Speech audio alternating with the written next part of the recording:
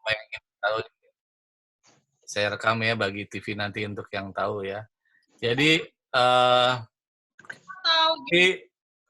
nanti ada kesempatan untuk bertanya, tapi selebihnya sebelum sebelum bertanya kesempatan bertanya itu akan diberikan kesempatan untuk bicara dulu dari para pembicara yang hari ini sudah standby, yaitu Ibu Imelda Wiguna dari selaku Ketua Harian PB Jaya Raya.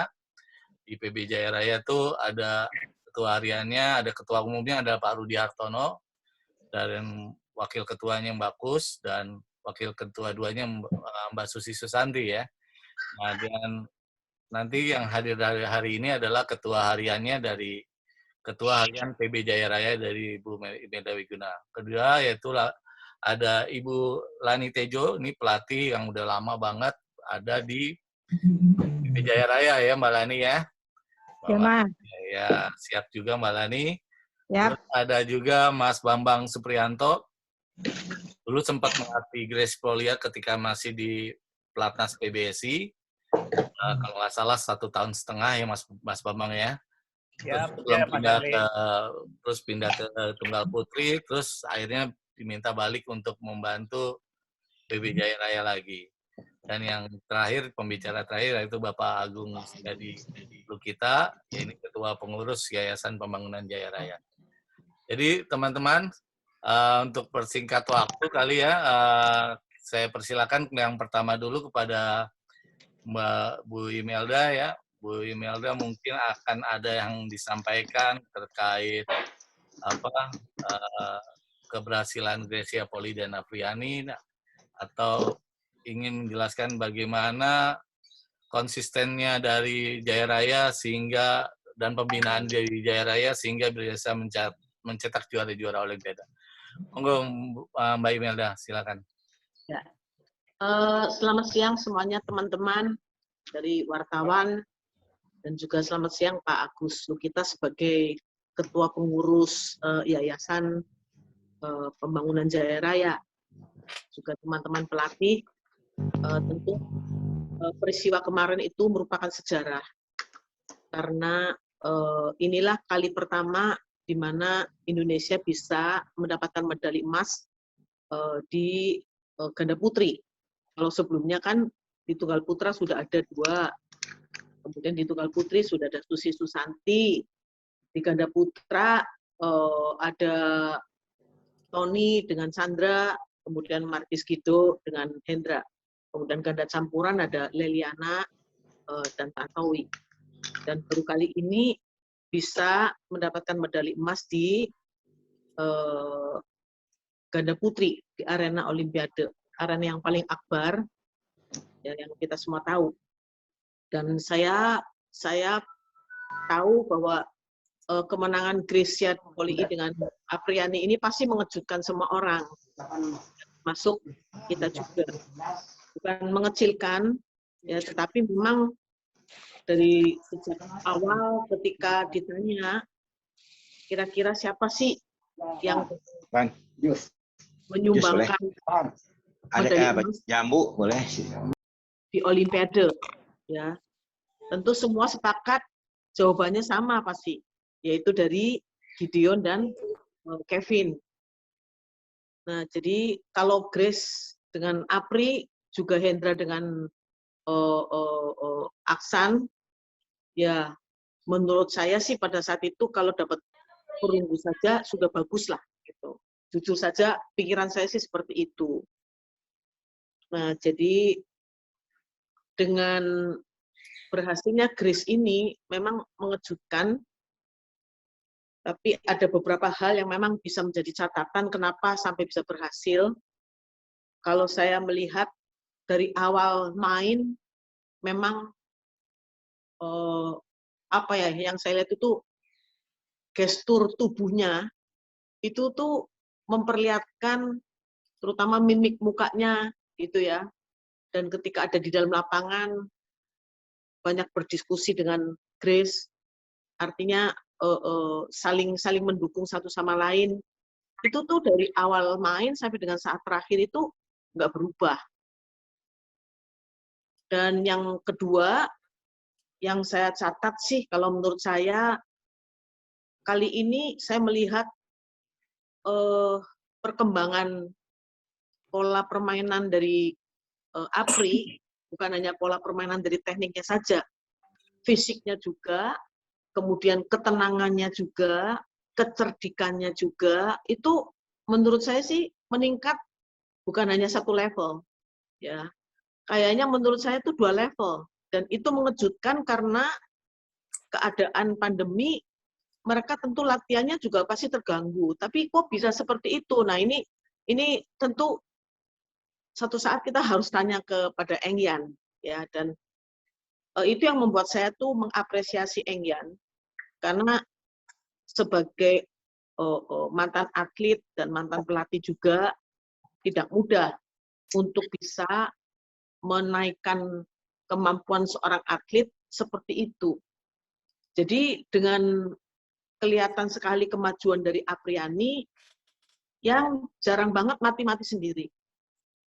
Nah, itulah yang menyebabkan, kalau menurut saya, itu yang menyebabkan Gracia Polii dalam ajang Olimpiade kali ini, dia bisa konsentrasi full untuk dirinya sendiri. Sementara yang lalu-lalu kan dia masih terpecah fokusnya, karena dia harus nge-backup Apri, harus juga kasih masukan-masukan. Sementara kemarin kalau kita lihat dari awal sampai akhir itu, mereka tuh seolah-olah tuh sama, bahkan kadang-kadang Apri yang tepuk-tepuk Gracia Polii. Ya, jadi kalau bicara soal permainan, ya itulah yang menurut saya yang bisa saya sampaikan. Dan memang kemenangannya pada babak penyisihan sih memang termasuk gampang. Ya, jadi kalau kita lihat kan dia pertama-tama itu dengan Malaysia itu cukup mudah, kemudian juga babak keduanya juga menangnya mudah, lalu babak ketiganya untuk memperebutkan juara grup itu ketemunya kan dengan Sayaka, ya, Sayaka dengan Yuki. Itu lawan yang berat gitu. Makanya kan dari awal begitu lihat drawing, kita semuanya tuh ngomong, waduh ini grup setan ini, ya, karena harus ketemu di perebutan juara grup itu ketemunya dengan tim atau pasangan dari Jepang yang kuat. Dan memang terbukti game pertamanya itu menangnya tipis banget sih, 24-22 kalau nggak salah. Dan kemudian game keduanya kalahnya cukup jauh, hanya dapat 13-21. Kebayang nggak sih kalau game pertamanya kalah dan game keduanya turun seperti itu, bisa berbahaya. Namun mereka bisa di game pertama memenangkan game pertama itu dengan skor yang sangat tipis. Lalu di game ketiganya menangnya jauh, kalau nggak salah 21-8 tuh kalau nggak salah. Sehingga akhirnya Grace dengan Apri itu bisa masuk ke quarter final. Gitu. Nah, di quarter final itu juga nggak main-main, ya, karena lawannya dari China juga itu kuat sekali tuh. Jadi pemain-pemain China, Korea, dan Jepang itu luar biasa sih kekuatannya. Cuman memang saya melihat, saya nggak mengecilkan atlet saya, atlet kita, ya, tapi memang dalam Olimpiade kali ini nih banyak terjadi hal-hal yang unpredictable. Pertama, kita tahu bagaimana Kento Momota itu bisa tersisi loh. Ya, kalau nggak salah dia ranking 1 ya Mas ya, Kento Momota itu. Diharapkan bisa menjadi juara loh. Bisa kalah di babak-babak awal. Berikutnya, Kevin dengan Gideon juga kalah juga. Jadi semacam apa ya, oh bisa ya terjadi seperti itu. Lalu muncullah dari Guatemala. Jadi yang aneh-aneh aja sih yang terjadi. Makanya saya memang sering WhatsApp-an gitu dengan Grace, Apri, juga dengan Engyan juga sih. Jadi saya cuma bilang ya semuanya itu bisa terjadi loh di arena sekarang ini. Yang penting jangan sampai menyerah, karena kalau menyerah itu berarti kalah gitu kan. Tapi kalau tetap berjuang belum kalah. Ya, dan memang saya selalu katakan tidak ada yang mustahil bagi Tuhan. Selalu saya tanamkan itu supaya mereka tetap fokus, tetap semangat, tidak ada yang mustahil bagi Tuhan selama kita berusaha. Ya, jadi mungkin itulah yang terjadi. Kemudian di quarter final juga dengan China itu ya rame juga kan, game keduanya yang rame banget itu, skornya 20-22 ya. Namun kemudian di game ketiganya bisa mengatasi. Kemudian di semifinal juga ketemunya dengan Korea yang cukup kuat juga, tapi mereka hanya bisa bersaing itu di game pertama tuh 21-19. Di game keduanya lebih banyak leading Greece dengan Apriani ini. Lalu yang rame lagi juga di finalnya, ya itu ketemu dengan Cina yang kuat juga tuh.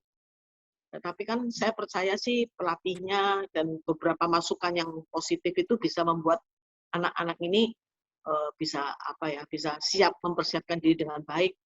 Dan sekali lagi luar biasa, nggak pernah ada perubahan gitu. Jadi selalu ada diskusi. Bahkan saya suka dengar komentatornya itu kan Jillian Clark itu selalu memuji Apriani, luar biasa konsisten, permainannya luar biasa.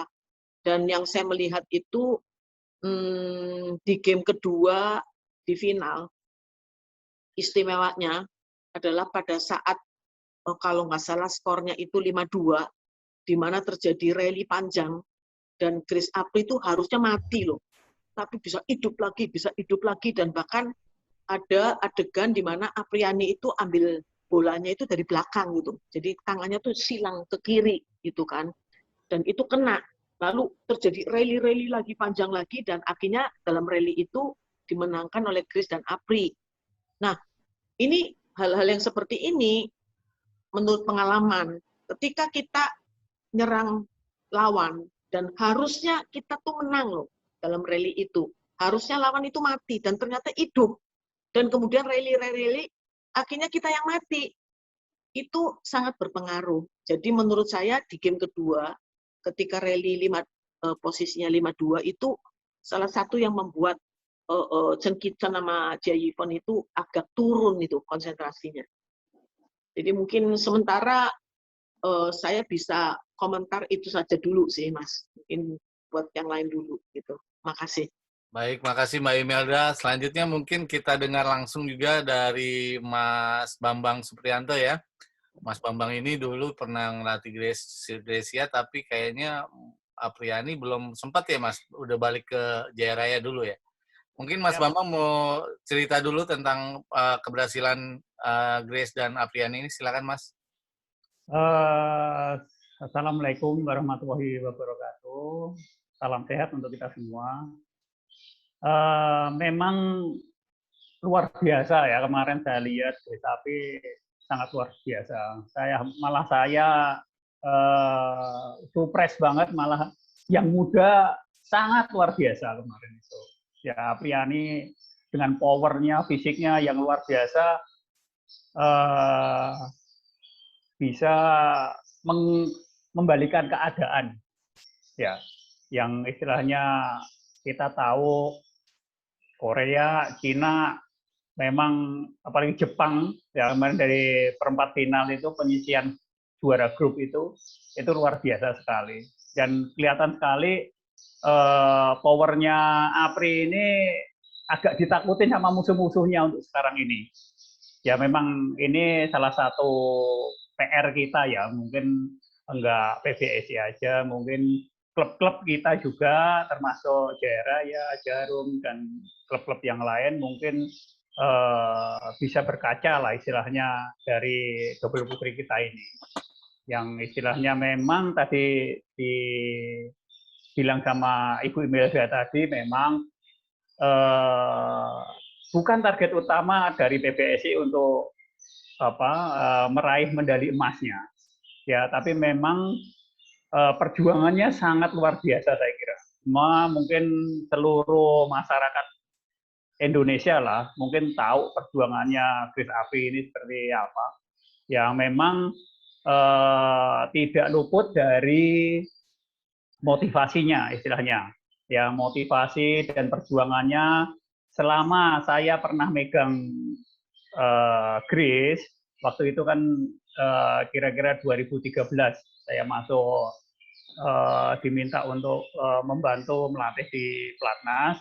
Ya waktu itu memang ada sedikit PR lah waktu itu pertama-tama. Makanya kemarin waktu megang Grace ini waktu itu kan sama Meli Johari. Terus bagaimana istilahnya Grace ini istilahnya yang masih muda, lebih muda dibandingkan Meli waktu itu, biar bisa meraih prestasi lagi lah istilahnya. Ya waktu itu memang Grace sama Meli prestasinya lumayan juga. Nah, tapi kan kita nggak bisa cuma mendapat prestasi yang lumayan, kita harus mendapat prestasi yang luar biasa. Istilahnya harus pernah merasakan juara paling nggak itu. Jadi kalau orang sudah merasakan juara, otomatis motivasi, spiritnya, ya semuanya lah pasti akan berbeda. Nah, makanya saya kemarin itu punya pemikiran saya coba Grace sama Nintya, karena waktu itu Grace Nintya itu seharusnya memang dari segi defense-nya sama defense-nya bagus. Nah, makanya Grace ini harus dipasangin yang ada serangannya. Karena kalau Grace ditarik belakang, misalnya di belakangnya aja, Grace masih powernya ya cukup aja lah. Harus ada yang punya serangan yang lebih kencang lah istilahnya itu. Ya mungkin saya tambahnya itu dulu Mas Erli, mungkin menindaklanjutin lagi, mungkin masih ada Cilani, mungkin masih ada Pak Agus. Ya saya kira itu sementara itu Mas Erli ya. Ya, makasih Mas Bambang. Selanjutnya Mbak Lani. Mbak Lani mana? Silakan Mbak Lani, bisa disampaikan. Iya, Mas Erli, selamat siang. Ya, gambarnya mana Mbak Lani? Ini nggak ada ya? Kenapa ya ini ya, Mas? Ada nggak? Nggak bisa itu, Mas. Kenapa ya? Di gambar videonya dinyalakan, dicontreng. Ini malah nggak keluar itunya. Mbak yang mana sih? Tadi ada Mbak. Iya, makanya. Mana ya, Mbak? Mungkin sambil nunggu ya. Jadi saya tambahin dikit ya. Oke. Kalau saya lihat sih memang salah satu yang kelihatan mencolok sekali kan endurance atau daya tahannya Apri ya. Dia sepanjang main itu lompat terus loh. Sampai aku wedi loh Mas. Ojo tiba loh yang kan lompat kanan, lompat kiri. Waduh.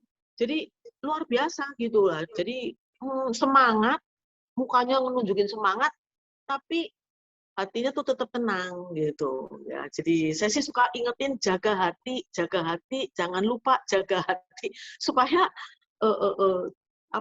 semangat itu tetap terkendali gitu loh. Jadi kelihatan banget, itu dipuji banget kalau si Apri itu ya, dari komentatornya yang ada ketika mereka tanding itu, Jillian Clark itu dia muji-muji Apriani luar biasa gitu. Jadi kuat banget gitu di belakangnya, terus defense-nya juga bisa ngimbangin Grace ya, naikin bolanya. Kemudian sehari sebelumnya pada saat semifinal itu kan dia diincer di kirinya kan, di smash ke kirinya tuh 3 kali atau 4 kali mati gitu loh waktu dia ada di kotak sebelah kanan. Jadi di smash ke kiri itu ada 3 kali mati. Bukan apa-apa sih, saya sempat ngobrol gitu kan. Yang penting hati-hati, Apri jangan lupa siap defense kirinya. Jadi kemarin tuh kelihatan gitu ada satu adegan pada saat dia di smash kirinya itu dia bisa membanting ke sana dan kosong. Dan yang kedua untuk Grace juga, ini kita mesti pelajari juga dan lakukan juga sih di dalam latihan ya, Bambang sama Lani yang pegang ganda, adalah ketika ada bola setengah naik ke backhand, biasanya tuh nggak berani smash gitu loh. Tapi kelihatan kemarin Grace 2 kali atau 3 kali itu turunin bola di backhand-nya dan itu mematikan. Jadi ada banyak hal yang bisa, saya senang sih kalau ini kan ada rekaman-rekaman anak-anak harus nonton gitu karena ada banyak pukulan-pukulan yang istimewa yang harus dipelajari oleh atlet-atlet muda. Ya. Dan saya berharap kemenangan Grace Apri ini bisa apa ya membawa semangat untuk ganda-ganda putri kita. Ya. Kira-kira itu sih tambahan sambil nunggu Lani. Ya udah Mbak Lani, makasih Mbak Imelda. Sekarang mungkin saatnya Mbak Lani. Dulu mungkin Mbak Lani masih junior, Grace pernah ngerasain juga kali ya sama Mbak Kus ya. Dulu kan Mbak Lani udah lama. Oh iya. Ya. Ini untuk yang apa nih Mas? Yang keberhasilan Grace sama Apriani lah. Iya. Untuk Grace itu kan memang dari kecil ya sudah kelihatan gitu Mas Erli. Jadi waktu kecil itu dia paling kecil ya di tempat kita. Dia masuk itu tahun 96, masih SD Mas. Masih SD, masih kecil, paling kecil lah. Jadi dia di klub dulu sebelum ke Pusdiklat, setahun dulu di kelasnya Henry. Setahun kemudian naik kelas ke kelasnya Mas Tono. Nah, setelah itu sempat pindah ke Tangkas tapi nggak lama. Akhirnya dia kembali lagi. Kemudian sama Mbak Kus dibilang udah kamu waktunya masuk ke asrama. Nah, mulai dari situlah Mas. Latihannya itu dia tuh rajin. Paling rajin lah. Dia sering tambahan, ya, sering selalu tanya sama yang lebih senior gitu, selalu tanya. Dan anaknya juga sampai sekarang kan kelihatan ya Mak, dari kecil memang sudah PD-nya sudah tinggi gitu Mas. Itu terlihat sampai sekarang. Dan Grace bisa membawa juniornya itu mengatasi kalau kemarin saya lihat dari Olimpiade itu bisa membawa Apri itu bermain lebih tenang. Gitu. Jadi menenangkan Apri ini, Mas. Jadi supaya tidak terpancing dengan teriakan-teriakan lawannya yang memancing emosi. Grace ini bisa menenangkan Apri sehingga tidak permainan lawan ataupun taktik strategi lawan. Disitulah peran seorang Grace ya juga mendewasakan Apri di dalam lapangan, Mas. Kalau dulu mungkin sebelum sekarang ini mainnya kalau orang Jawa bilang masih gerusah-gerusuh gitu ya, Mas. Tapi kemarin lebih tenang, lebih bersih, lebih ketenangannya itu lebih kelihatan, jadi bisa mengontrol bola atau mengatur bola untuk dapat menyulitkan lawannya, gitu Mas. Mungkin sementara itu dulu Mas, mungkin ada yang mau ditanyakan lagi. Baik, kalau yang ditanyakan lagi nanti saya lempar aja ke teman-teman media. Yang terakhir aja dulu kita langsung ke Pak Agus. Pak Agus ini adalah Ketua Yayasan dari Pembangunan Jaya. Pak Agus, ini banyak yang nyariin Bapak nih. Ada yang nanyain salah satu yang pasti bonus sekali ya Pak ya. Tapi kalau saya sih pengen nanyanya ini aja Pak. Apa yang kira-kira membedakan pembinaan dari Jaya Raya sehingga Jaya Raya nih kayak terus mempertahankan tradisi emas Olimpiade nih. Mohon gitu. Oh iya, baik, makasih Mas Erli. Ya. Sebenarnya ya ini upaya jangka panjang lah. Saya pikir kenapa ada tradisi emas, karena ini adalah komitmen. Jadi maksudnya begini, kalau kita tanya sama pelatih-pelatih kita, mereka itu akan merekrutnya tadi usia SD. Nah, kemudian jadi juaranya itu umurnya 20 sekian.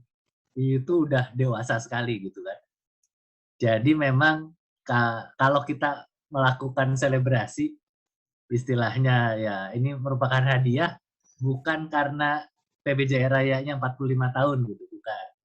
Bukan juga hanya karena grupnya yang mendukung Pembangunan Jaya itu 60 tahun tahun ini ya. Tetapi ini adalah sebenarnya penghargaan buat pelatih-pelatih kita. Yang tadi dengar ceritanya itu mulainya dari SD. Itu kita menanti 20 tahun mungkin ya, 20 tahun lebih untuk bisa memetik. Nah, kalau ditanya kuncinya apa? Kuncinya adalah satu, mulai latihannya, mendidik itu dari awal, dan ketika mereka sudah dewasa pun ini tetap ada hubungan batin lah. Kalau saya lihat pemain-pemain yang jadi ini selalu punya hubungan batin dengan klub, dengan yayasan, dan dulu ya terus terang dengan pendirinya yaitu Pak Ciputra. Dan ini yang terus, walaupun Pak Ci sudah tidak ada, tapi hubungan ini tetap masih kita rasakan dan ini yang kita pertahankan. Itu nyambungnya nanti mungkin ke pertanyaannya, hadiahnya gimana? Oh, itu kita sudah komitmen dari tahun 90 berapa itu ya? 92 ya Pak? Tahun Susi. 2000. Iya, jadi Susi udah bahwa untuk non-prize itu, pertandingan Olimpiade, Asian Games, sama kejuaraan dunia, Ya. kita memang sudah punya komitmen bahwa yayasan memberikan suatu kenang-kenangan, kalau sekarang istilahnya lebih keren lah, bonus ataupun apa, yang berguna untuk masa depan sebagai atlet. Karena dari dulunya Pak Aci itu sadar, menjadi atlet itu ada batas umur. Kemudian karirnya ya terserah lah, setelah itu sedapat mungkin kalau yang memiliki prestasi puncak itu memiliki mapan lah dalam hidupnya. Nah, jadi kalau pertanyaannya itu jangan khawatir lah. Cuma nanti di mananya ininya kita tunggu tanggal mainnya ya. Karena ternyata karena kita ini ya tadi bulan Julinya kan 45 tahun Jaya Raya. Karena pandemi kan kita nggak bisa apa-apa nih. Iya. Kebetulan nanti di grupnya Pembangunan Jaya nih ada September juga. Nah, kita lihat timing yang tepat momennya. Apakah malah di 17 Agustus, saya juga belum tahu. Kita serahkan ke pembina nanti waktunya, kemudian ininya akan kita lakukan kapan. Karena setelah pulang pun saya dengar masih isoman kan. Tidak boleh kemana-mana dulu. Ya, Pak. Jadi tetaplah kita mengikuti protokol, kita membuat satu rencana, karena ini memang suatu momen yang pantas kita rayakan. Dan juga mungkin ini bantuan dari media. Sekarang tuh yang saya harapkan adalah kita perlu mengobarkan kembali agar anak-anak ini kembali antusias untuk bermain bulu tangkis. Karena teman-teman pelatih juga udah mulai kebingungan nih. Waduh, kita nih ngerekrut susah sekarang. Nggak ada pertandingan, buat berlatih aja ada PPKM, susah masuk ke lapangan gitu kan. Ya, jadi memang kita perlu momen ini, dan ya mungkin kalau rekan-rekan media ini bisa mengobarkan lagi lah semangat ini, baik untuk anak-anaknya, untuk orang tuanya. Rasanya saat-saat sekarang ini kita bisa mengatakan nanti Mas Bambang sama Ciim boleh cerita, tidak sekhawatir dulu mungkin sebagai atlet.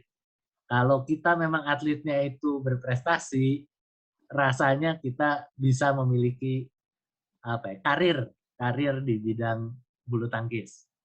Tetapi kalau memang kita tidak berhasil, nah itu tadi juga membedakan mungkin Mas Erli, bahwa Jaya Raya ini kan kita punya sekolah sekarang ya. Kenapa? Karena ini saling melengkapi. Bukan hanya sekolah supaya dapat ijazah, lalu bisa melanjutkan ke perguruan tinggi, misalnya seandainya tidak jadi atlet juara gitu, tetapi di sini juga kita membina nilai-nilai. Rasanya dengan kita memiliki sekolah, memiliki pelatihan, pelatih-pelatih, dan asrama, kita ini belajar untuk mendidik secara komprehensif lah. Ternyata kalau kita lihat juara-juara kita itu adalah seorang sosok atlet yang bukan hanya piawai di bidang olahraga, tetapi juga memiliki karakter yang baik, yang saya syukuri itu beberapa kejadian yang kita lihat juga di Olimpiade ini. Bagaimana Ahsan merevisi angka lawan misalnya. Kemudian satu hal yang kita lihat juga, pemain-pemain asing itu juga sangat hormat dengan Hendra, Ahsan. Kenapa? Karena memang bukan hanya jago di lapangan, tapi di luar lapangan itu kita akui lah, bahwa juara-juara ini memiliki karismanya, memiliki sikap yang baik, dan itu yang sebenarnya juga ingin kita bawa, kita promosikan kepada generasi muda kita. Saya kira dari saya mungkin itu yang selama ini menjadi motivasi kita, bahwa kita itu mendidik untuk jangka panjang, dan saya yakin pelatih-pelatih itu mensyukurinya sekarang. Kerja kalian itu tidak sia-sia itu ketika kita mendapat dapat hadiah di masa sulit ini. Kita nggak bicara masalah COVID, tapi kita bicara masalah lain lah yang menyenangkan. Ya, baik, makasih Mas Ali. Iya, Pak. Pak Agus. Ya. Oke ya teman-teman, kita langsung masuk ke sesi pertanyaan. Mungkin pertanyaan pertama yang sudah ada di chat box ya, saya bacakan dari Dia Ayu dari CNN Indonesia. Nanti teman-teman yang lain dari Ainur juga ada nih, sudah ada. Tapi ini ini dibacakan dulu ya dari Dia Ayu. Pertanyaannya, pasangan Grecia dan Apria ini akan dipertahankan sampai kapan? Berhubung usia Grecia udah 33 tahun, sudah termasuk senior untuk ukuran seorang atlet. Mungkin ini nanti Mas Bambang, tapi yang benar sih sebenarnya PBSI ya ini yang bertanya, tapi mungkin klub bisa menjawab. Mungkin terus yang kedua, dari klub apakah sudah disiapkan pasangan tandemnya Apriani dan siapa yang sudah disiapkan? Terus bagaimana program jangka panjang dan pendek dari klub untuk lahirkan pebulu tangkis putri dan ganda putri yang berkualitas? Untuk Ibu Imelda pertanyaannya. Silakan Bu Imelda. Oh, 3 pertanyaan ya? Ya, Bu ya. Oke. Jadi yang pertama tuh tentang masalah Grace kapan retired-nya. Memang saya udah dengar sih, karena ada rencana pengen punya anak. Gitu kan. Kan udah menikah dan pengen punya anak. Cuman begini, pengalaman yang lalu-lalu, ketika di satu kelompok itu ada yang juaranya, ya ada yang bagusnya, jangan langsung berhenti, ya tunggu dulu di bawahnya untuk naik. Contoh seperti Susi, menurut aku tuh waktu itu terlalu cepat berhenti, Susi terlalu cepat retired, dan kemudian harusnya ada Mia Odina, tapi Mia Odinanya pergi ke Belanda. Jadi pada saat itu terjadi semacam kekosongan atau gap yang terlalu tinggi gitu gapnya, dan merangkaknya susah banget. Karena penting banget kalau ada juaranya, penting banget atlet-atlet yang di bawahnya itu menjadi besar hati. Seperti katakanlah contoh pada saat kita dulu kuat gitu ya, kita masuk ke dalam lapangan gor atau hall, ke dalam hall pertandingan, tim Indonesia masuk nih, orang itu udah tepuk tangan, ya, dan kita tentunya besar hati, ya adik-adik kita juga besar hati, artinya nggak dipandang rendah sama orang lain.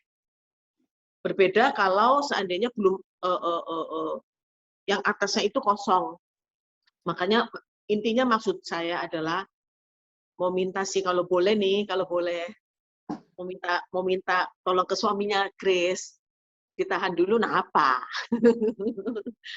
Kira-kira setengah tahun, ya kan, atau 1 tahun lagi gitu. Karena dulu saya melahirkan kan usia 40 tahun juga, ya kan. Grace kan suka ngomong, saya sih nurut si Im aja deh, karena si Im kan sudah punya anak pun masih main dan masih berprestasi gitu. Jadi makanya kalau begitu sih,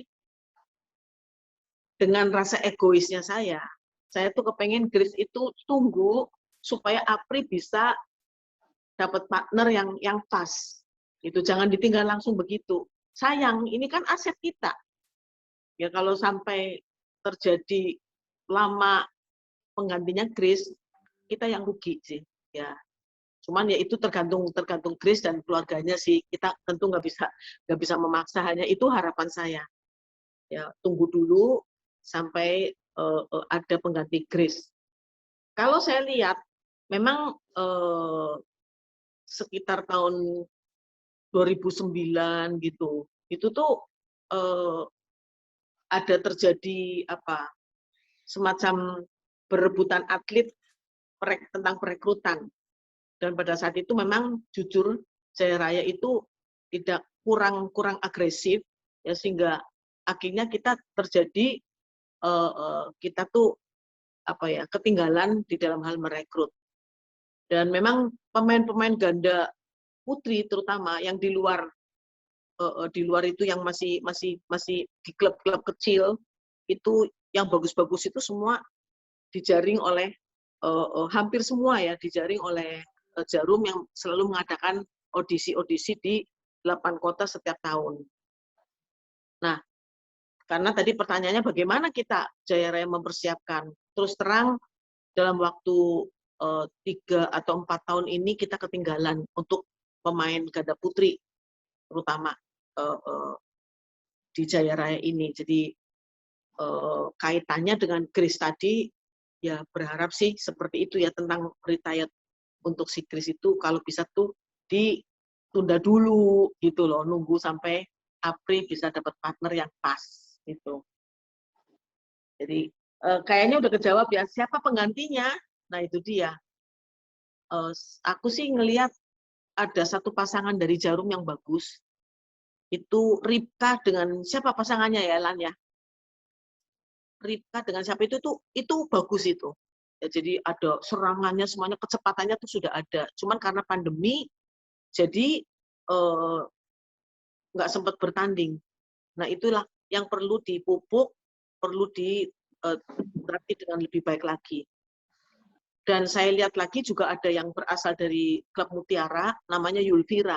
Yaitu menurut penilaian saya tuh jangan sampai terlambat gitu.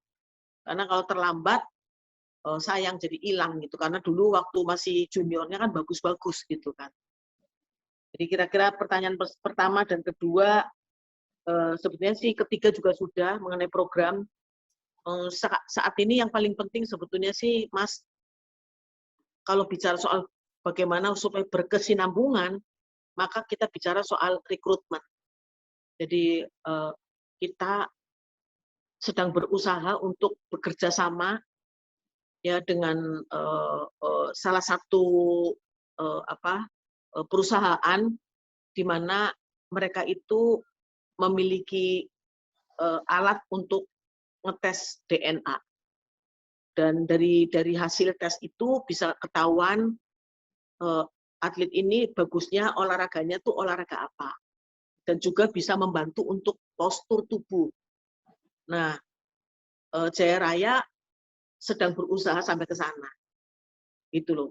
Supaya kita nanti mengadakan tes DNA untuk atlet-atlet yang baru kita rekrut, supaya kita nggak salah rekrut. Karena kalau kita salah rekrut, kita kehilangan waktu, kita kehilangan biaya, ya, dan juga kehilangan tenaga gitu. Ternyata nggak jadi. Jadi kalau bisa berhasil tentang tes DNA ini akan sangat menguntungkan. Dan kira-kira sih sementara itu sih dari saya. Terima kasih, Mbak Im. Pandangan dari Mas Bambang mungkin ada tanggapan yang untuk pertanyaan kedua, siapa kira-kira pengganti Grace untuk Apriani? Siap Mas Erle. Tadi sudah disampaikan sama Ibu Imelda tadi. Itu memang ada ya alternatif 3 orang itu tadi, Jim. Ripka sama pasangannya sama Yulvira itu. Nah, yang satu ini kalau nggak salah dulu pernah main sama anaknya Trikus. Oh, ganda campuran itu. Ya, dulu pernah main ganda campuran sama anaknya Trikus. Ya, yang bagus itu. Fadia. Ya, Fadia, benar. Benar Jilani, Fadia. Iya, benar. Ya. Nah, memang alternatif itu memang. Nah, saya sangat setuju sekali sama Ibu Imelda tadi. Untuk regenerasi kita ini loh, Mas Erli. benar-benar harus diperhatikan ya. Mungkin sedikit menyinggung sama mungkin program-program yang di Platnas. Ya memang harus untuk istilahnya untuk sekarang ini kepentingan pribadi jangan terlalu dikedepankan lah. Makanya lebih baik untuk kepentingan yang utama lah istilahnya. Dimanapun juga klub-klub besar ini kan sumbangsihnya luar biasa untuk PBSI. Jadi istilahnya ya sedikit banyak harus dari PBSI juga harus mau turun ke bawah, memantau lah istilahnya itu dan kerjasama sama klub-klub yang ada di istilahnya yang ya Jarum, Jaya Raya, mungkin Mutiara, ada SGS, ya mungkin Chandra Wijaya juga ada. Nah sekarang ya harus paling nggak ya mau kerjasama lah, karena gimana pun juga kan PBSI nggak bisa berdiri sendiri juga Mas Heri. Dan regenerasi ini saya kira memang penting sekali ya untuk bulu tangkis. Jangan sampai kita kehilangan lagi lah istilahnya yang seperti dulu. Kayak di tunggal putri bangkitnya juga setengah mati. Ya, saya merasa ya saya pernah melatih di tunggal putri juga. Untuk mengangkat tunggal putri memang setengah mati. Dan perlu waktu yang saya kira ya perlu waktu yang panjang. Nggak bisa cuma 4-5 tahun, nggak bisa. Memang generasinya itu harus benar-benar dipikirkan. Makanya setuju sekali Ibu Imelda tadi bilang dari Susi, Niaudina, habis itu dia ngilang sama sekali. Ya waktu itu masih ada tunggal putri si Olimpik perunggu dari Jarum dulu. Maria Christine. Ya, Maria Christine. Ya saya kira habis itu kan ya segitu-segitu aja lah istilahnya. Terakhir ya paling lihat cuma Linda Weni semifinal kejuaraan dunia.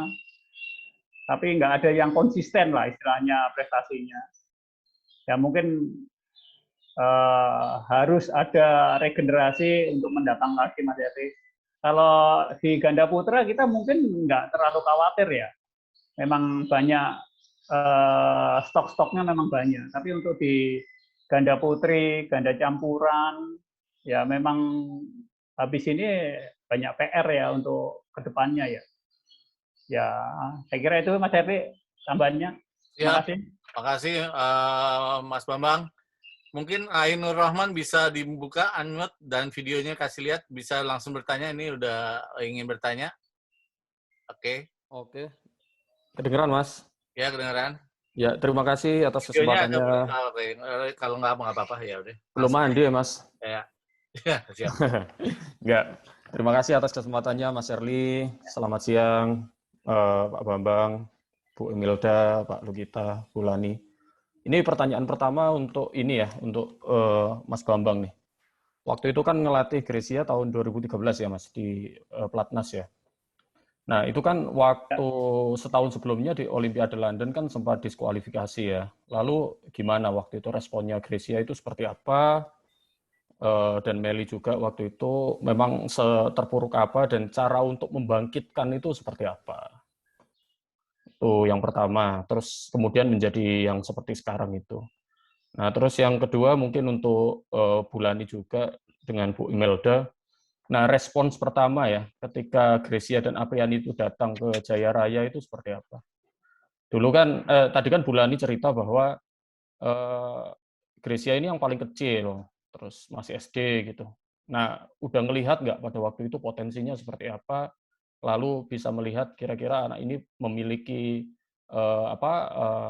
potensi yang besar atau yang seperti apa. Itu juga di Apriani ya. Nah, Apriani itu ketika pertama kali datang itu respons pertama bagaimana, lalu sudah melihat nggak bahwa anak ini sebetulnya memiliki potensi besar atau enggak pada waktu itu ya, pada waktu pertama kali datang. Mungkin sementara itu dulu Mas Erli. Terima kasih atas kesempatannya. Selamat siang. Assalamualaikum warahmatullahi wabarakatuh. Waalaikumsalam. Terima kasih Mas Ainur Rahman. Silakan Mas Bambang dulu. Nanti selanjutnya mungkin ada yang nambahin dari Mbak Imelda atau Mbak Lani. Ya Mas Erli, Mas Rahman ya. Ainur, kemarin waktu saya melatih di 2013 ya memang saya mencoba dulu ya waktu itu untuk Meli sama Grace itu memang ya kuat, tapi ya kuatnya cuma dalam arti bagus saja lah, nggak istimewanya di lapangan, jadi nggak terlalu kelihatan. Ya memang anaknya ya memang ada penyesalan juga sih istilahnya. Itu kan gimana pun juga kan kemarin itu kan dari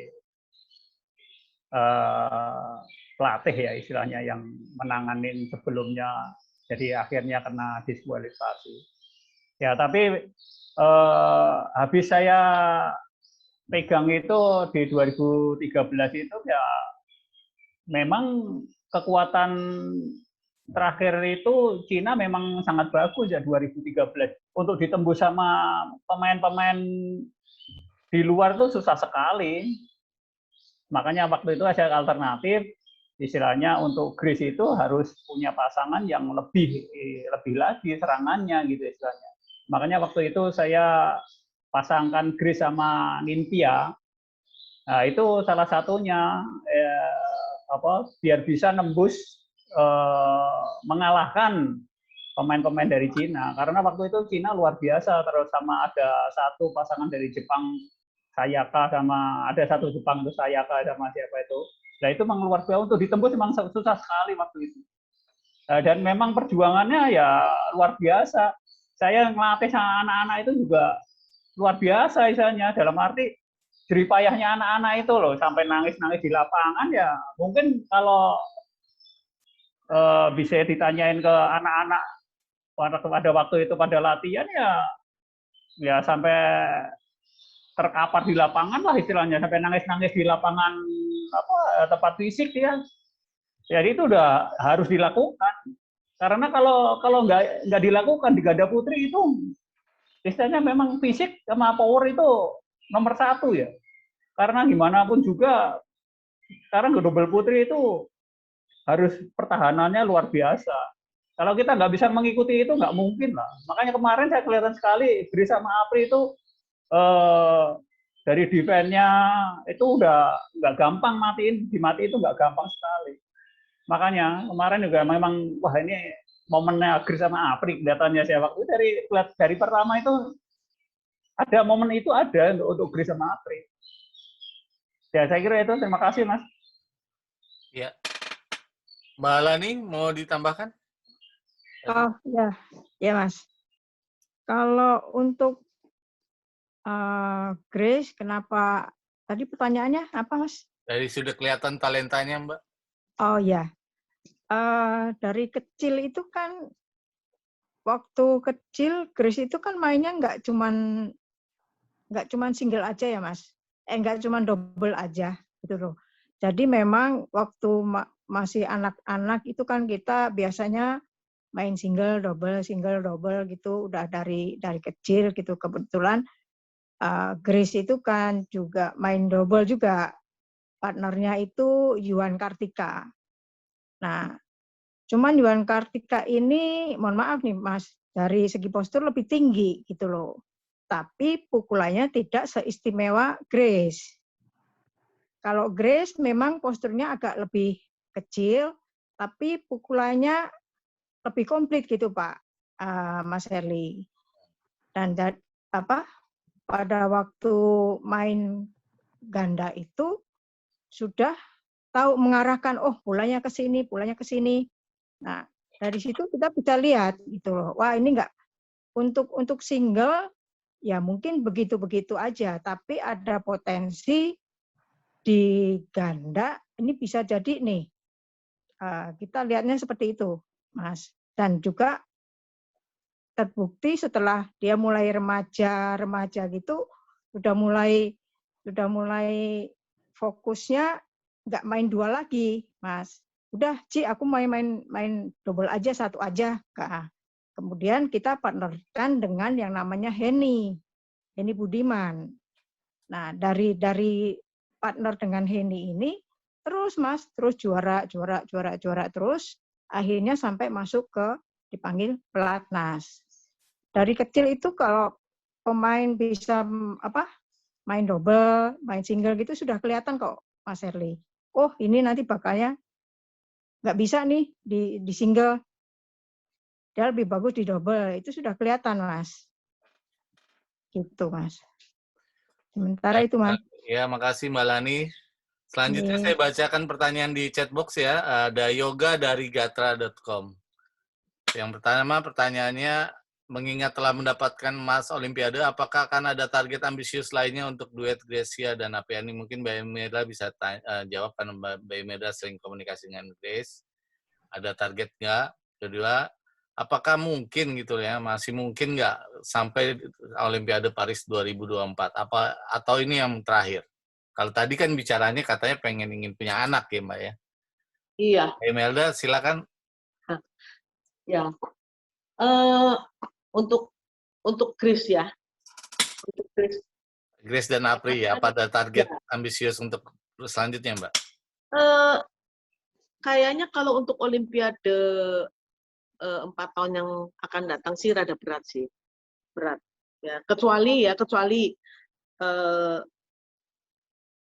dia bisa jaga diri ya setelah punya anak. Karena dulu kan aku ngalamin juga. Setelah punya anak usia 32, main lagi kira-kira 4-5 tahun dan berprestasi, masih punya prestasi. Nah, mungkin masih bisa gitu. Jadi balik lagi, kita punya aset Grace ini kan luar biasa yang sulit untuk ada tandingannya. Ya, eman-eman kalau misalnya berhenti secepat itu gitu.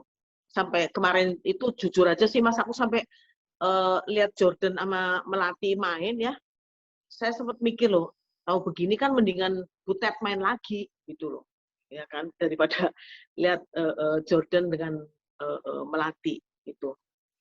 Jadi intinya kalau masih bisa ditahan, tetapi kalau mau untuk main terus ya harus bisa mengatur diri sendiri. Jadi kira-kira itu sih kalau untuk Grace dengan Apri ya.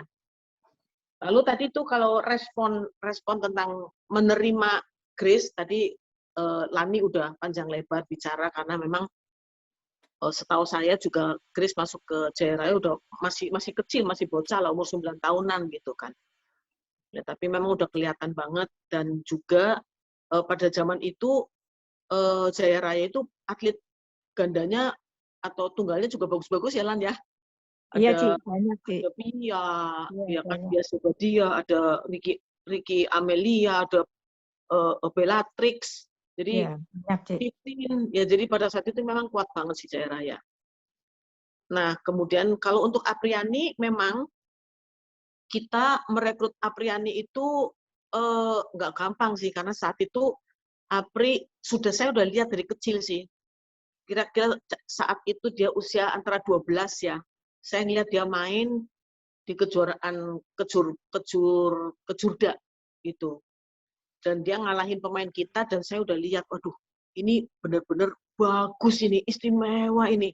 Makanya saya mencoba untuk ngobrol dengan Icuk gitu kan. Sampai dari tahun 2012 tuh ngobrol sama Icuk, pokoknya tak irik-irik ngono loh Mas, maksudnya wis diserahkan nang Jaya Raya wae gitu. Karena kalau di Pelita itu Apri dengan Jausa itu tuh sparringnya tuh kurang banyak gitu loh. Tapi kalau di Jaya Raya itu sparringnya banyak, aku bilang gitu kan. Dan juga Jaya Raya pada saat itu sudah punya komitmen sekitar tahun 2012-an sudah punya komitmen untuk bisa mengirimkan atlet sendiri tanpa masuk pelatnas. Itu. Jadi kita pada saat itu Jarum juga melakukan hal yang sama. Dua klub ini tuh artinya yayasan di atas yang mengayomi kita itu mempersiapkan anggaran untuk mengirimkan atlet-atlet ke luar negeri kejuaraan internasional. Nah, lalu kemudian baru pada tahun 2013 terjadi kesepakatan, Mas. Ya, artinya Apri dengan Jausa itu menjadi atlet Jaya Raya. Dan memang memperlihatkan ini karena di Jaya Raya kan campur dengan atlet-atlet putra gitu, yang gandanya bagus-bagus juga pada saat itu, sehingga Apri ketarik sih, ya ikut latihan, kadang-kadang ikut latihan ke ganda putra gitu, sehingga serangannya dan lain-lainnya tuh bisa lebih bagus dan sempat juara di Jaya Raya Junior Grand Prix ya waktu itu. Jadi itulah kira-kira kisah perekrutan Apri yang membuat pada saat itu squad ganda putri di Jaya Raya jadi bergairah sih pada saat itu. Dan ya bersyukur juga akhirnya toh dilirik oleh pelatnas dan diambil oleh pelatnas. Dan kemudian memang melalui, kan ini atlet ini asalnya itu dari kalau nggak salah kota namanya Konawe, Sulawesi Tenggara, di mana kalau mau pulang ke rumah itu tuh, makanya saya suka tanya kenapa nggak pulang, kan dia jarang pulang gitu karena males sih pulang. Saya tuh kalau pulang naik pesawat kan berhentinya di Kendari, dari Kendari itu menuju ke Konawe, kampungnya dia itu tuh nggak ada kendaraan, jadi mau nggak mau harus dijemput oleh orang tuanya naik motor, bisa 2 jam 3 jam. Dan katanya juga nggak ada lampu tuh, nggak ada listrik. Makanya Apri ini termasuk atlet yang ya lebih banyak berada di asrama daripada pulang, karena ya itu masalahnya itu seperti itu sih, gitu ya. Jadi ya dengan background seperti itu tentu kesehariannya nggak mudah untuk Apri. Jadi pada saat masuk ke pelatnas itu juga dia mengalami peralihan yang dia harus hadapi, dan itu tidak mudah. Sehingga seingat saya sih, saya dengan Grace, dengan Engyan itu diskusi, ya bagaimana caranya untuk bisa menangani Apri, karena kelihatan tuh masih belum dewasa gitu sih, masih belum dewasa. Dan kalau sampai dengan hari ini saya lihat Apri seperti itu mainnya, dan juga attitude-nya juga bagus, itu benar-benar saya terima kasih banget kepada pelatihnya, karena pasti tidak terlepas dari peranan pelatih dan juga partnernya. Ya, kira-kira kalau untuk Apriani itu seperti itu, bahwa partnernya nanti ke depan bagaimana, ya kita di klub nggak pernah tahu kan, nggak pernah dikasih informasi gitu. Bagaimana nih dikasih apa rembukan gitu loh, nantinya tuh bagaimana, kita nggak pernah gitu loh. Jadi padahal atlet-atlet itu selama di klub itu kan kita yang tanganin, paling tidak tuh sedikit banyak sifat-sifat atletnya itu yang masih muda-muda itu kan, kalau pelatih dari klub itu lebih tahu gitulah. Jadi bukan minta di apa-apain sih enggak sih, tapi maksudnya bisa menjalin atau terjalin hubungan yang baik antara klub dengan pelatnas. Itu harapan saya sih. Makasih Mas. Baik, Mbak Im. Saya bacakan lagi ya pertanyaannya sebelum selanjutnya. Tapi ini ada pertanyaan dari Bogi, liputan6.com. Mungkin udah kejawab ya pertanyaannya. Jika Progresia pensiun, pasangan seperti apa yang dibutuhkan Apriani? Tadi Mas Bambang udah cerita, Mbak Imelda juga menambahkan. Sekarang ke Geo dari Kabar Banten. Rupanya ini ngamatin lagi ini nih Mbak, Sirnas Banten tahun 2014. Apriani main ganda campuran taruna mewakili Plat Prof DKI. Yang kami tanyakan, sejak kapan Apriani main ganda putri? Padahal di kelas taruna ganda campuran cukup bagus juga. 2014, tapi tadi bilangnya Mbak 2012 sudah masuk ke Jaya Raya ya Mbak ya? Jadi mungkin Mbak Imelda mungkin tahu, atau Lani mungkin tahu. Jadi 2012 itu tuh masih dalam taraf apa ya? Oh, pada negosiasi ya? Iya, nego. Tahapannya. Jadi masih zamannya Mas Icuk kali ya? Iya, masih Iya. Masih pusdiklatnya pusdiklat DKI, Mas Erli. Dia masuk ke DKI. Iya, jadi mewakili DKI ya Lan ya. Mewakili DKI, Ci. Iya. Dan Apri itu memang dia bukan di ganda putri saja bagus loh. Di ganda campuran juga bagus. Dia juara di Jaya Raya Junior Grand Prix itu di ganda campuran. Oke. Dia juara itu. Jadi karena ya balik lagi sih saat itu pasangannya belum pas gitu loh. Nggak gampang. Jadi kita sebagai pemain-pemain ganda itu tuh kesulitannya sebetulnya sih lebih besar daripada tunggal. Kalau tunggal kan main sendiri. Kalau ganda ini ya seperti April lah. Tiba-tiba kalau Grace-nya berhenti kan dia kehilangan partner gitu kan.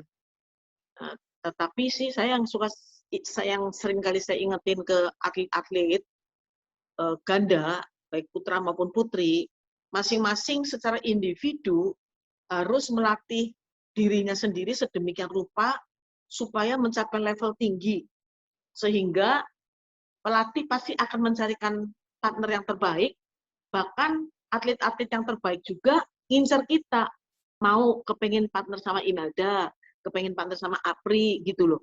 Jadi kadang-kadang nih yang sering terjadi, atletnya tuh malah kepengen milih, saya mau sama itu dong, saya mau sama itu dong, nggak bisa. Ya, ketika kita punya kemampuan yang bagus, itu semua orang kepengen partner sama kita. Itu jadi untuk Apriani juga pada saat masih di klub juga banyak yang mau partner sama Apriani sih. Kira-kira itu sih. Baik, makasih Mbak Imelda. Ada beberapa pertanyaan juga yang sudah dijawab, tapi nanti kalau memang tadi ke skip atau lagi nggak dengar, nanti bisa ini di-record, bisa saya kirim atau ke emailnya atau ambil di Google Drive, record dari kegiatan ini ya, dari preskon ini. Mungkin Yulia Septiani, iya Mbak, iya dari Kompas bisa langsung bertanya aja Mbak, biar saya nggak bacain boxnya, biar dengar suaranya, udah lama nggak dengar suaranya. Halo Ciim. Halo ya. Halo semua. Sorry nggak buka video, malu.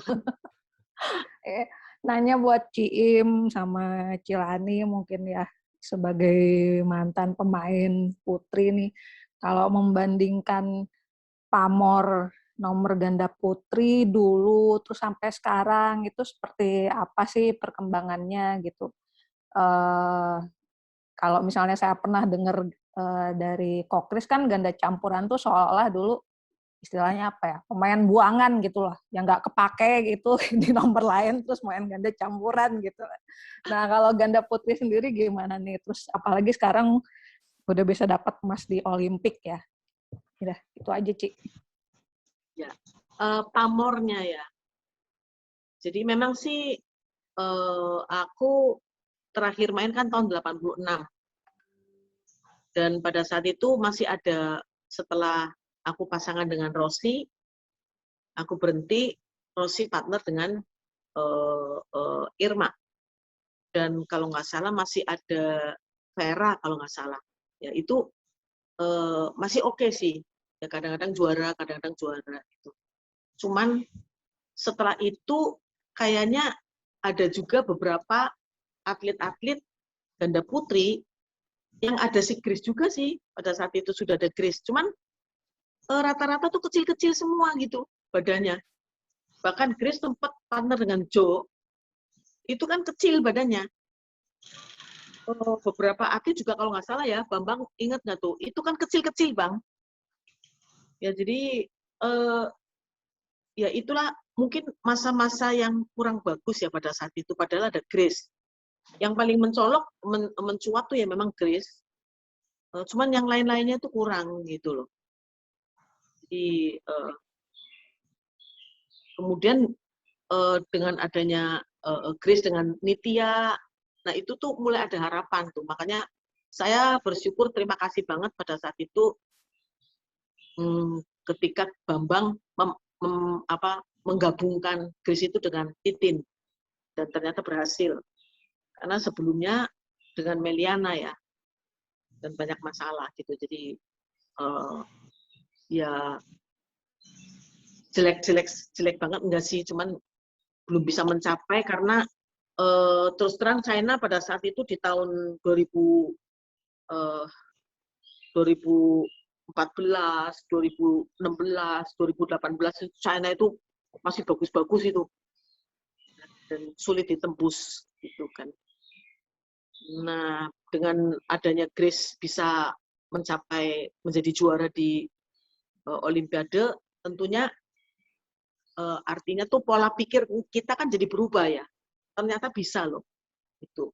Ternyata pemain-pemain China atau Korea atau Jepang itu bisa dikalahin gitu loh. Dan berharap sih Grace dengan Apri juga bisa memberikan masukan-masukan kepada adik-adiknya, ya kasih motivasi kepada mereka, bisa gitu.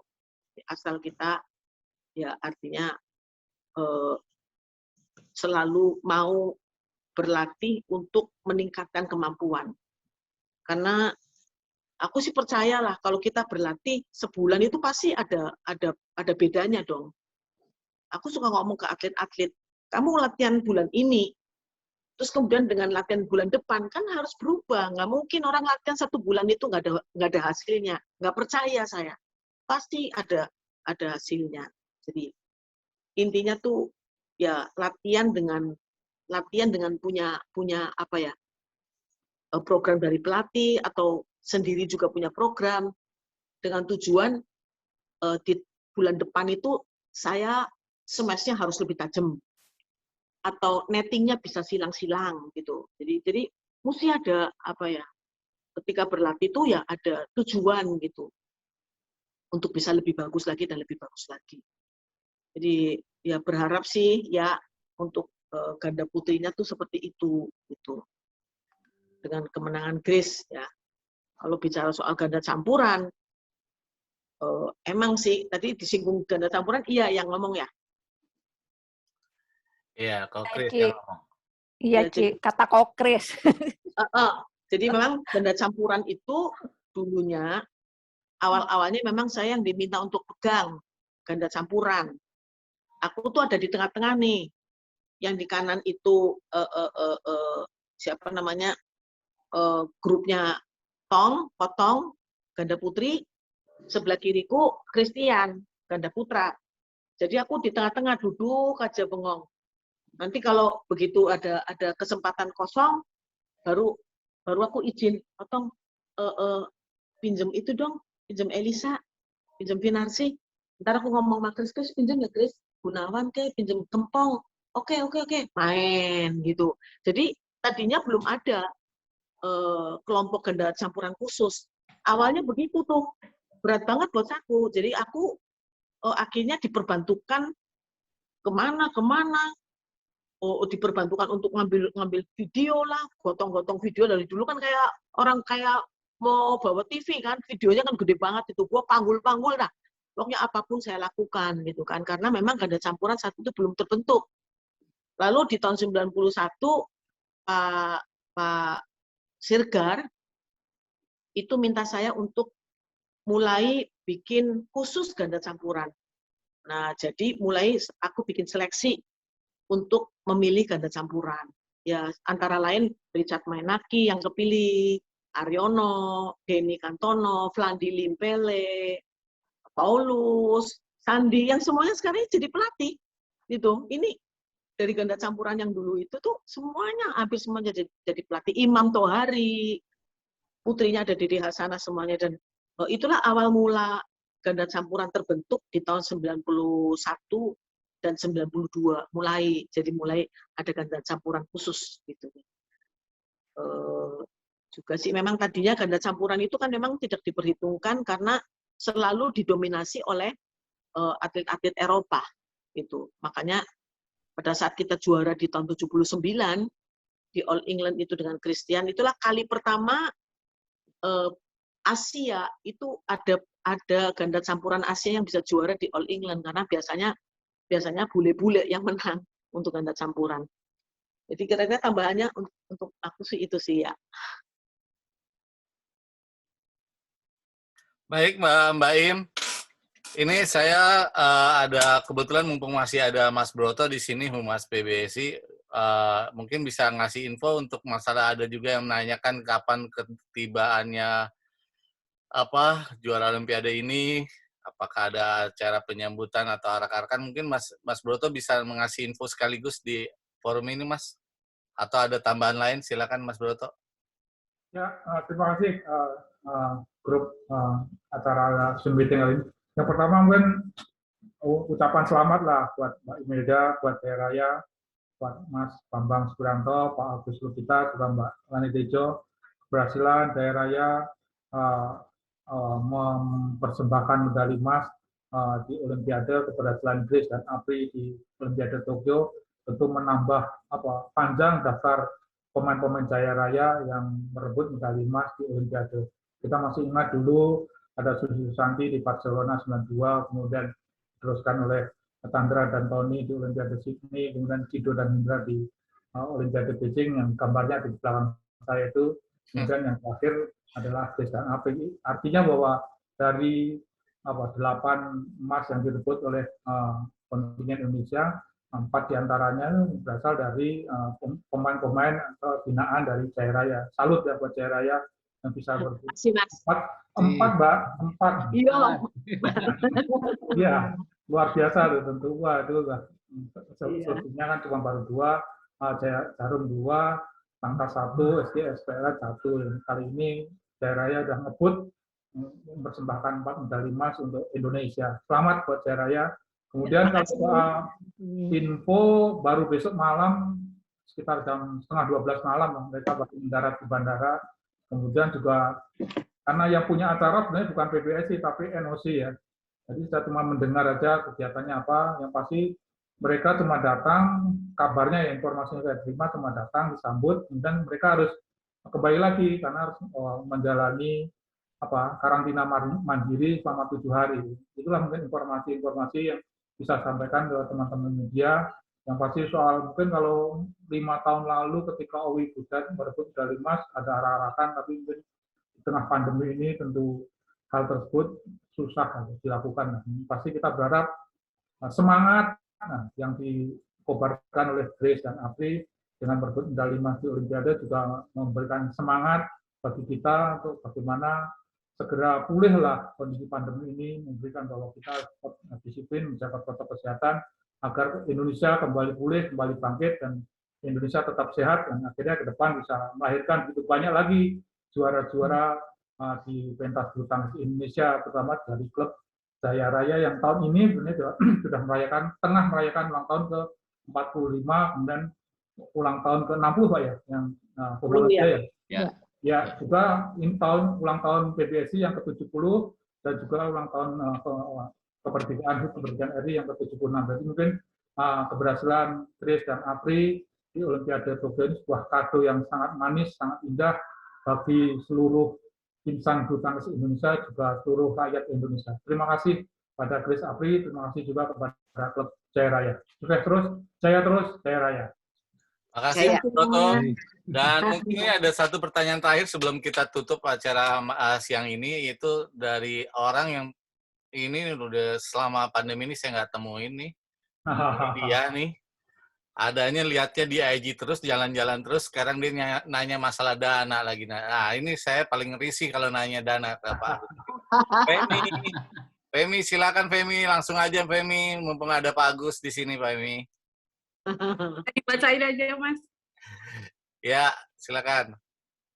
Ciim, apa kabar? Selamat ya. Apa kabar? Ini ada 3 pertanyaan nih.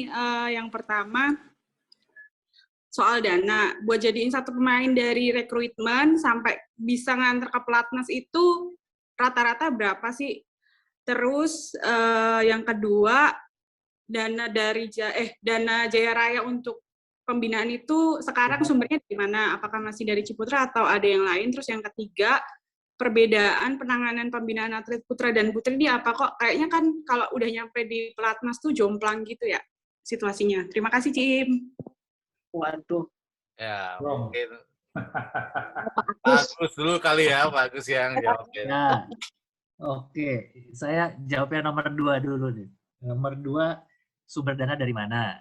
Jadi tadi kan sempat disebutkan saya ini mengelolanya Yayasan Pembangunan Jaya Raya. Jadi ini adalah yayasan dari Grup Pembangunan Jaya yang ya semata-mata tugasnya itu sekarang itu membina bulu tangkis walaupun ada kegiatan sosial lainnya, tapi mungkin bisa dikatakan apalagi di masa pandemi ini hampir 100% dananya adalah untuk bulu tangkis. Ya, memang ini sudah sejak hampir 10 atau 20 tahun memang kita fokusnya di bulu tangkis, sehingga dananya kemudian adalah dana yayasan. Jadi tadi pertanyaannya bahwa itu apakah dari Pak Ci? Bukan, Pak Ci itu mendirikan yayasan, lalu dia sudah menghibahkan ya aset lah untuk yayasan untuk dikelola. Nah, jadi dari hasil pengelolaan ini itu sebagian besar pendapatannya, kemudian juga sebenarnya beberapa tahun terakhir kita juga dibantu oleh kita mulai berpikir sedikit komersil walaupun masih sedikit ya, makanya ada sponsor lah. Ada sponsor, baik kerjasama dengan Yonex, sudah berjalan berapa lama, dulu pernah dengan Aztec, kemudian sekarang ada beberapa produk yang ya memberikan diskon lah untuk kita. Sehingga kita juga untuk misalnya konsumsi ada Suzuzi, kemudian Senar juga Kisuna, itu memberikan diskon kepada kita supaya kita bisa memberikan gizi yang lebih baik, peralatan main yang lebih baik. Kira-kira itu yang sumber pendanaan. Di samping memang ada sumbangan-sumbangan dari beberapa bisa dikatakan perusahaan yang ikut mendanai baik dari grup Pembangunan Jaya maupun juga dari grup Ciputra, Metropolitan, itu ada perusahaan-perusahaan yang juga menjadi donatur bagi yayasan. Kira-kira itu dari jawaban nomor 2, sumber dana. Nah, kemudian kalau ditanya berapa nilai yang perlu, ini agak susah. Ini jawaban susah gitu. Karena kita itu merekrut, kalau situasi normal itu kita ada mungkin sekitar 80 orang ya di Bintaro ya. Di Pusdiklat tuh kira-kira di Diklat ada 80 orang lah. Ya. Kemudian kita punya klub-klub satelit. Lalu nah, sampai ke Pelatnas, ini agak repot. Ngitungnya gimana ya? Karena ke Pelatnas tuh biasanya dari 80 yang ada, paling yang kerekrut 5-6 orang per tahun ya. Itu pun kalau ada. Nah, kalau ini tahun lalu sudah tidak ada rekrutmen, tahun ini belum tentu ada. Saya juga bingung kalau ditanya dari rekrut sampai masuk Pelatnas, biayanya berapa? Jadi kesimpulannya sih ya, biayanya bukan biaya per orang.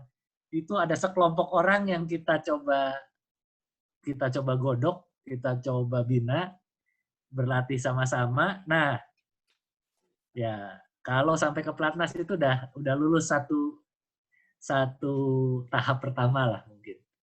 Tapi saya juga menjawabnya susah. Kalau satu orang dihitung tuh belum pernah dihitung. Ya, kira-kira itu jawabannya. Tapi kalau per tahun, waduh, kalau per tahun sih ya beberapa puluh ya. Beberapa puluh lah. Miliar ya Pak ya? Ya. 10 miliar gitu ya? Iya lah, masa juta. Penegasan aja biar itu. Ya, dalam keadaan normal, ya dengan berbagai ininya ya. Karena kita ada latihan, pelatih, ada sekolah, ada guru, ada pertandingan. Sebenarnya itu pertandingan juga sebenarnya biaya yang cukup besar. Benar. Iya, karena latihan tanpa pertandingan itu, waduh, itu bukannya kurang garam lagi ya. Pelatih itu udah gelisah semua ini sekarang. Ini latihan nggak ada pertandingan tuh udah. Iya. Ya, kira-kira jawabannya itu kalau nomor 1 dan 2. Ya. Mbak Imelda ada tambahan ya? Kalau nggak ada tambahan mungkin yang terakhir nih ya, pertanyaannya teman-temannya terakhirnya saya bacakan dari MNC Sport. Ada strategi ya, mungkin ini loh. Jadi kita di yayasan ini sangat di Jaya ini kan semuanya serba teratur gitu. Jadi mau program kayak atau apa ya, program-program gitulah ya. Jadi semua itu sudah teratur gitu, sudah dibuat anggaran itu setahun di muka gitu. Untuk rekrutmen berapa, untuk nutrisi berapa, untuk sport science berapa, untuk pertandingan berapa, sekolah berapa, untuk pelatih berapa tuh semuanya memang sudah apa ya, rutin lah, udah tahu gitu kan. Cuman memang tadi besarannya berapa itu tuh juga nggak selalu segitu. Jadi memang apa yang disampaikan oleh Pak Agus, kita memang agak kesulitan kalau untuk menyebutkan angka. Tapi semuanya tuh sudah diatur kalau di yayasan itu. Saya tuh bersyukur ada di Yayasan Jaya Raya ini karena ya semuanya tuh sudah teratur. Gitu. Terus kemudian juga pertandingan-pertandingan ini kita dengan tidak adanya pertandingan memang sih kita bisa save anggaran, tapi juga nggak untuk foya-foya gitu kan, karena memang kesulitan gitu. Jadi kira-kira sih masalah anggaran ini agak sulit untuk dibicarakan seperti terbuka ya. Lalu juga tadi itu Femi kan nanyain perbedaan pelatihan antara putra dan putri di pelatnas. Jadi aku sih berharap dengan berhasilnya ganda putri ini, ya perhatian kepada putri bisa lebih baik lagi. Biasanya kenapa seolah-olah agak diabaikan, seolah-olah tuh melatih putra itu lebih serius gitu, sedangkan putri itu enggak. Jadi ya memang kudu ada yang menjuarai dulu nih seperti Grace sama Apri. Nah itu tuh akan membuat perhatian kepada skuad putri itu lebih bagus lagi. Nah sekarang ini bicara soal di tunggal putri, nggak banyak juga yang kelihatan gitu loh. Cuman ya aku lihat sih postur bagus tuh ada yang namanya Putri KW. Kalau aku bicara tuh aku nggak bicara soal klub sih. Aku bicara fair aja gitu. Ada satu atlet dari klub lain namanya Putri KW. Itu cara mainnya juga bagus, posturnya bagus, semangatnya bagus. Ya memang harus dikonsentrasikan kepada atlet ini.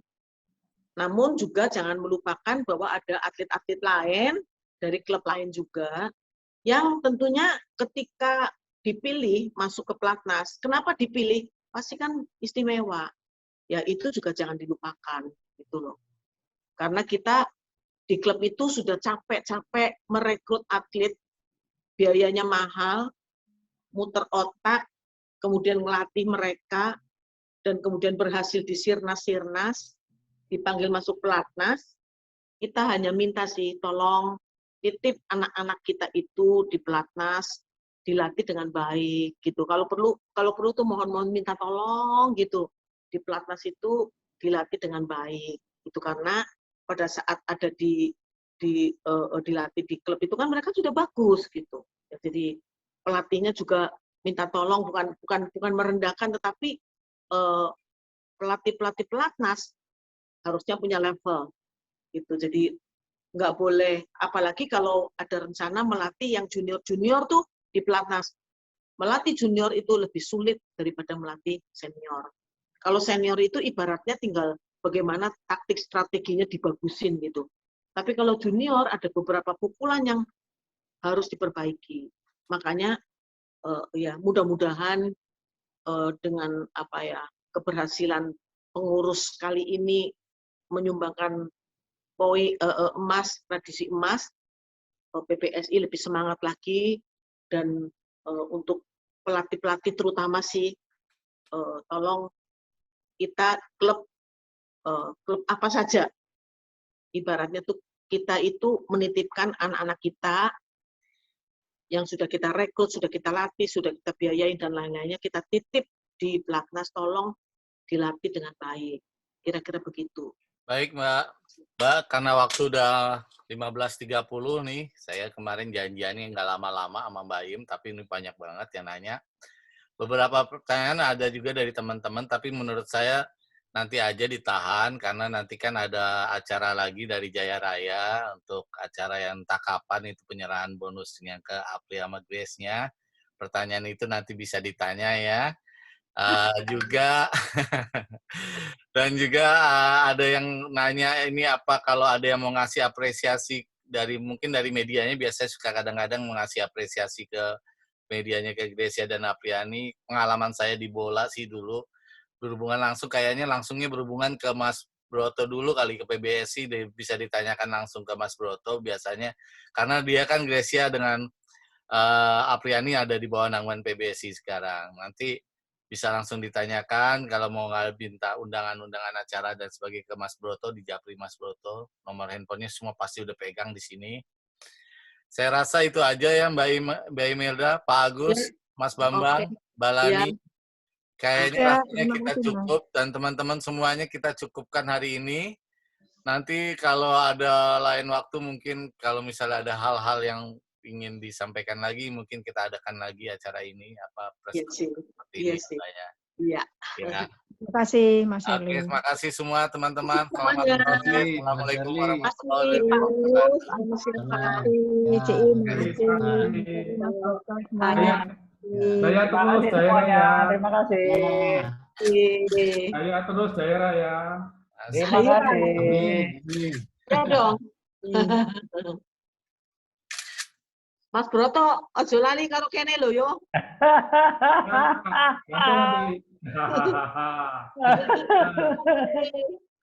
Dan Broto saiki yo. Siap, Tim. Siap-siap semuanya. Terima kasih semuanya. Ya, terima kasih. Makasih ya. Semua yang baru masuk, ini baru ada yang masuk kelas informasi ini. Udah selesai acaranya ya, nanti kita kirim ya, tolong japri saya aja alamat email atau nanti saya akan serahkan di grup forum ya, rekaman acara ini. Thank you ya.